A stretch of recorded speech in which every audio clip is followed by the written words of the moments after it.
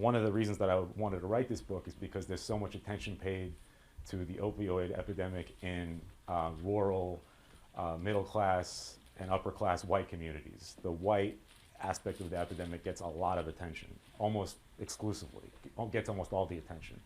When the fact is, we could go to Baltimore right now, we could go to East New York right now, we could go to Harlem right now, and find many, many people shooting up or using pills who are not white, who are not rural middle class people. This is an epidemic that affects all income groups, all races, ages, demographics. And that is something that's largely looked past in the media. I think in part because it's easier for reporters to go, most reporters are white. I'm white, I'm a reporter, and I'm speaking from experience. In most newsrooms, most reporters are white. And I think white reporters feel more comfortable going to white neighborhoods to write about white drug addicts.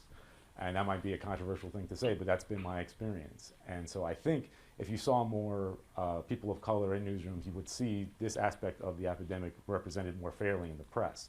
Anyway, I wanted to cover that aspect of it. So I'm going to talk to you a little bit about an area in Baltimore called Oxy Alley, which is actually a very small stretch on Pennsylvania Avenue, but it's a place where I spent a lot of time writing about the addicts there. And this is a place where some of the looted drugs and many other drugs ended up. They call it Oxy Alley. On first glance, it looks like any other blighted street in West Baltimore, filled with vacant row homes, discarded liquor bottles, and addicts stumbling out of the corner carryouts, looking like zombies from Michael Jackson's Thriller video. But a closer look at this rundown stretch of Pennsylvania Avenue reveals something more troubling. For in nearly every vacant, opiate addicts are getting high on looted Pill City product. Two such users, Keisha Jones, 23, and Terry Augman, 21, are holed up in one of those roach-infested row homes, boiling down a batch of looted pills into liquid form.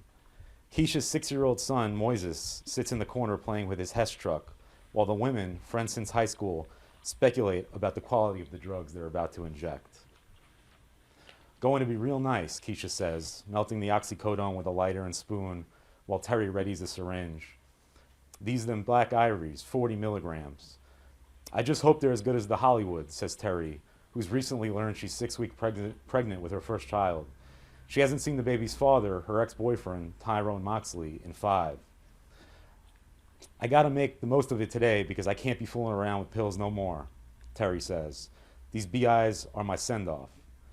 Pill City gives memorable names to all its opiates, brands that change every few weeks and vary based on the type of drug and dosage. F-16s, Hollywoods, Bodymores, Yellow Cakes, Mike Tyson's, Black Dominoes, and Red Tails were all the rage in April. In early May, it was Pinks, Blue Angels, and Dark Knights every addict wanted. Now it's Beyonce's and Black Ivories they're clamoring for.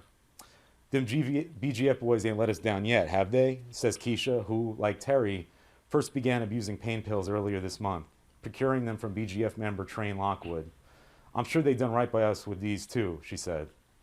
In other vacates along Oxy Alley, there are addicts just like them, people snorting and shooting opiates from dusk till dawn, many of whom got their product from Jimmy Masters' dealers before Pill City came along.